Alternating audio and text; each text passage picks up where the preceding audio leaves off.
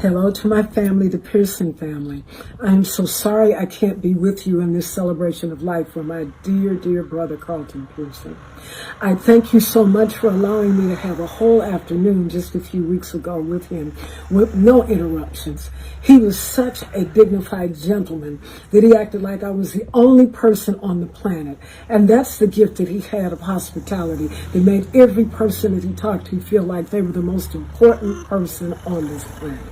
Few people know him beyond the church star, Carlton Pearson, if you can call him that, the one that headed the Azusa Fellowship, or the one that could dance or sing or could preach the stars out of the heavens.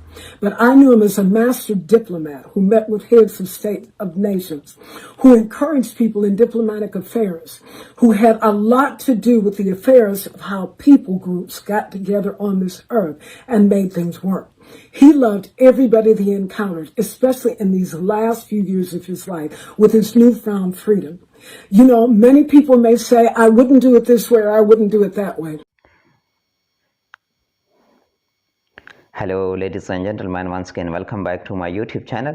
In the day since Pearson died on the November 19 in Tulsa, Oklahoma, the how and where and with whom to celebrate the life of controversial preacher and musician has become a point of contention among the many communities, some at odds with each other, who are grieving his death from cancer at age 70. There are now 3 churches planning services in Tulsa and 2 in Atlanta. Flender will not appear at any of the services in Tulsa. At the root of separate services is also what called the rift in Pearson's own life, a rejection of hell and an embrace of an inclusive gospel that saw legitimacy in a range of religious and identities.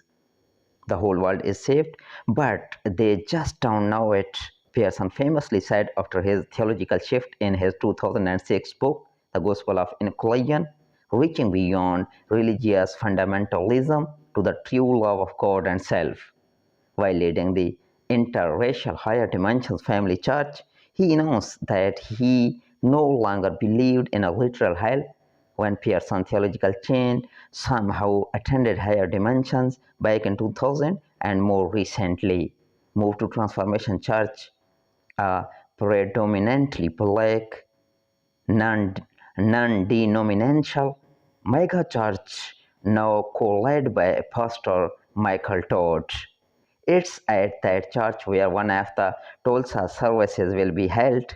Several people, including Greed and faith leaders who spoke with Religion News Service, said organizer of the Transformation Church service, set for non-Friday, 1st December, have made it clear that the word inclusion is not to be uttered. That is not what Pearson told how he wanted, said Founder, the leader of the Fellowship of Affirming Ministers, an organization whose congregation are predominantly African American and led by LGBTQ and LGBTQ affirming clergy.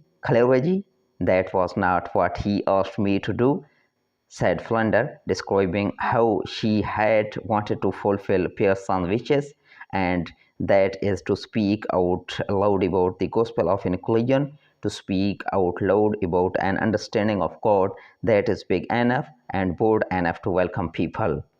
Rest in peace, legend. Rest in peace.